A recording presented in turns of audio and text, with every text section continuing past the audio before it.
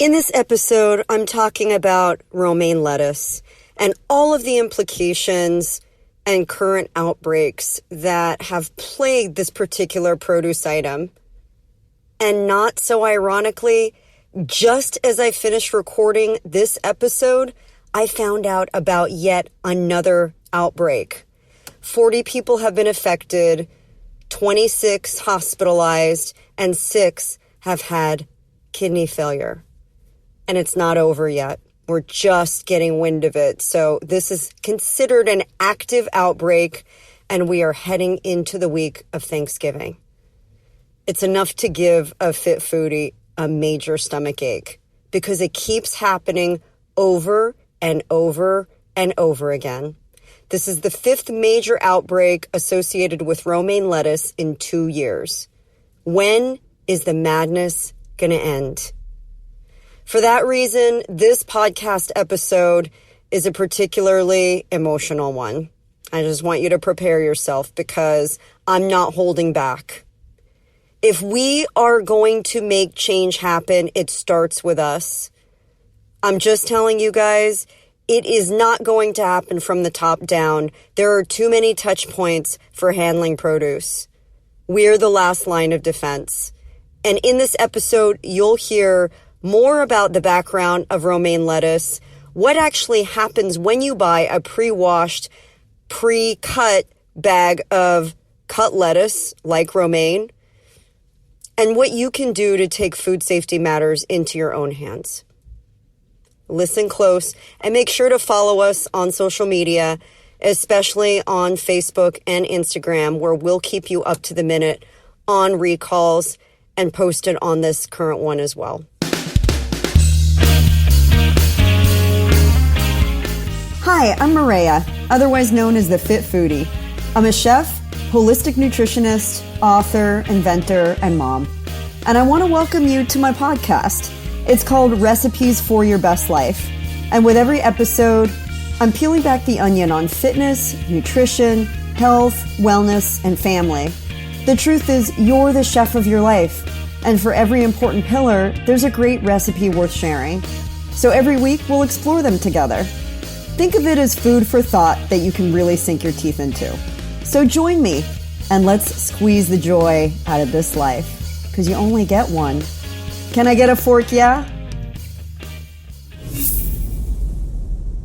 Fresh cut produce is a really attractive way to get more fruit and vegetables onto your family's plate. I mean, there's no discrepancy there. And people can't seem to get enough variety, judging by what is available at our local grocery store. If you're scared of sharp knives, not into washing it yourself, or spending time to do the work, buying everything ready to eat is a godsend, right? According to a 2014 report from the Produce Marketing Association, who I am a member of and have been a member of and subscribed to for a long time, fresh cut produce is an estimated $27 billion market, and sales are increasing in double digits, unlike most categories that are very stagnant or even slipping. At retail, so when you go into the store, it accounts for over 16% of sales. And for food service, including your favorite salad bar, it's over 60% of the supply. So when you go out to eat, a lot of that is already coming pre-cut and processed. Mixed fruit, apples, pineapple, and watermelon account for the largest percentage of fresh cut fruit sales in U.S. grocery retail. And aside from bagged salad, carrots, and mixed vegetables, which account for the largest dollar share of fresh cut veggie sales in the U.S.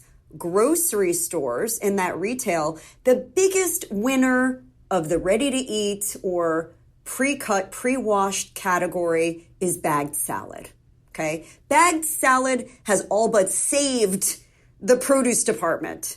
It owns over 60% of sales, at least until late 2017. And that's when the latest crop of outbreaks started happening. The first case showed up on the Center for Disease Control's radar on November 5th, 2017, when a Shiga toxin-producing E. coli strain 0157H7 showed up just in time for Thanksgiving and Christmas. Isn't that perfect? 25 cases were reported across 15 states, hospitalizing 9 and causing 1 death. The outbreak was declared over by January 25th, 2018, and according to the CDC, information gathered from ill people indicated that the likely source of the outbreak in the U.S. was leafy greens.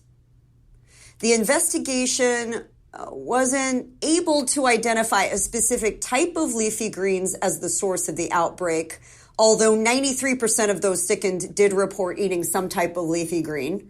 And 55% of the ill people specifically said they ate romaine lettuce. But like many outbreaks, mind you, they weren't able to put their finger on the smoking gun. And just when people thought it was safe to go back into the water, another outbreak wave reared its ugly head.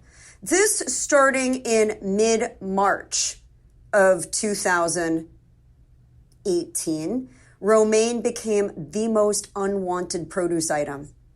After being implicated in a 3-month outbreak, it left a lot of damage in its wake.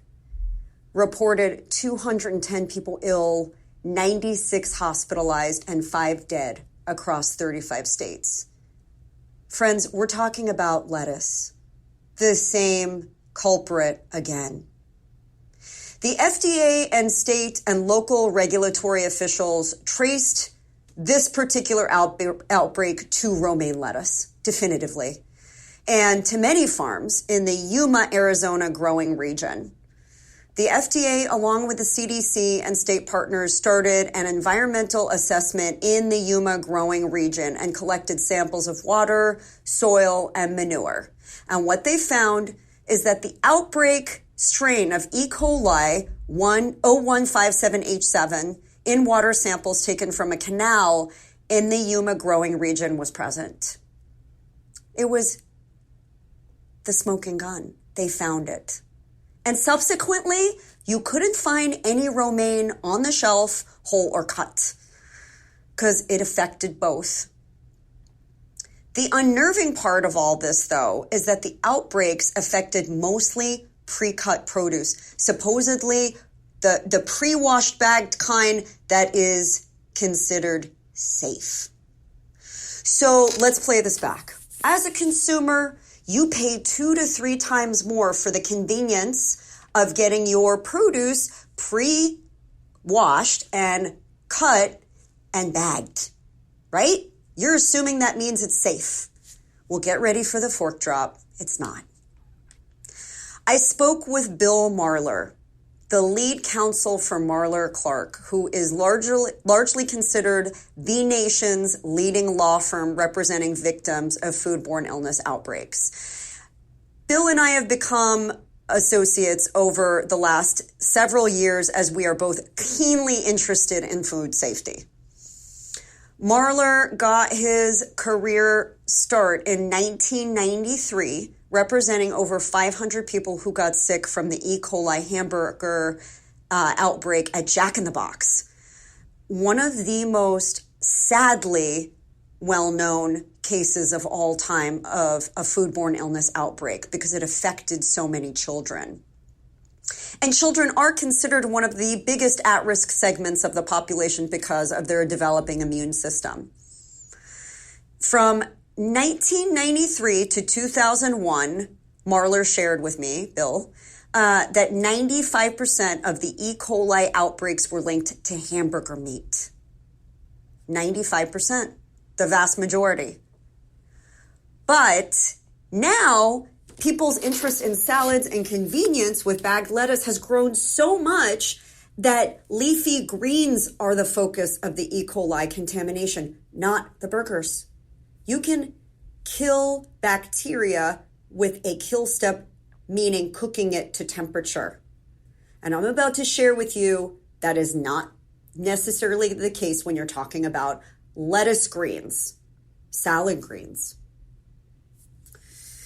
So in that horrible, horrible outbreak, Bill represented 5 people who died, and those hospitalized after eating the tainted pre-cut romaine of 2018, including a 7-year-old little one who remains on dialysis with a high likelihood of needing a kidney transplant.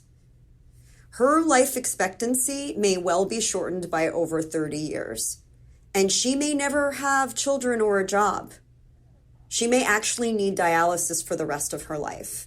And Bill shared this story with me, and it really sent that shockwave through me, because sometimes we don't hear about these horrors, the aftermath of an outbreak, the aftermath of somebody getting sick. And you may hear the numbers and you may go, well, that's not a lot of numbers. But look, when it affects a child's life, a 7-year-old that will never be the same because she ate a salad, it's a mess. And the horrors associated with this and the people who experience it, including her and her parents, these are the stories that we don't really get exposure to. He also shared with me that he's taken the depositions of many produce processors and growers and that he's seen it all. And what's different with E. coli associated with beef is that a lot of processes after that E. coli outbreak with Jack in the Box, a lot of those processes were implemented to drive change in the industry. You know, it was a big, big, big warning sign. So they included washing carcasses and cooking the beef more thoroughly to make sure that it was killing the bacteria. But one thing that you don't have in pre-washed leafy greens is a kill step. And if you're thinking, well, I just assumed that them washing it and putting it in a bag meant that that was a kill step or that it was safe, it's simply not true. Marler shared with me that bringing home the produce and washing it properly and chopping it and eating it promptly is probably safer than relying on the pre-washed. Yes. And he went on to share with me that he just doesn't think the industry has learned how to process safe enough fresh cut produce, even though consumers have gotten used to it. Let me repeat that. Even though we've gotten used to buying that pre-cut, pre-washed produce, it doesn't mean that it's safer. According to the FDA, leafy greens are the #1 cause of foodborne illness, and 5 out of the 10 riskiest foods are in the produce category. E. coli, salmonella, and listeria are the usual suspects. And as the demand for fresh cut produce has skyrocketed, the process to ensure safety becomes infinitely more complex and unsure. Survival of growing bacteria in bag salad is higher than in loose produce. If you handle it properly, triple wash greens should give you confidence, but there is no kill step. And if something goes wrong in the supply chain, including temperature abuse, meaning that once it has been cut and once it has been processed, it is now considered higher risk. It's the perfect opportunity for something to grow. I spoke to Will Daniels, who is a 20-year industry expert in food safety, specifically with leafy greens. He is now the president of the produce division of IEH Laboratories. But about 20 years ago, he joined Earthbound Farms to create a comprehensive food safety program and enhance their HACCP plan. HACCP is a standard that is implemented in order to ensure that the right processes are in place to mitigate risk. And you know what? Unfortunately, Will Daniels was also there when the 2006 spinach outbreak also happened, and all bets were off. There was a massive investigation of their facility by the FDA, and consequently, it was actually raided. And when that day happened, he told me it was one of the scariest days of his life. I mean, literally, they raided the facility. But what it did do is it led to an overhaul of the system for them. Now,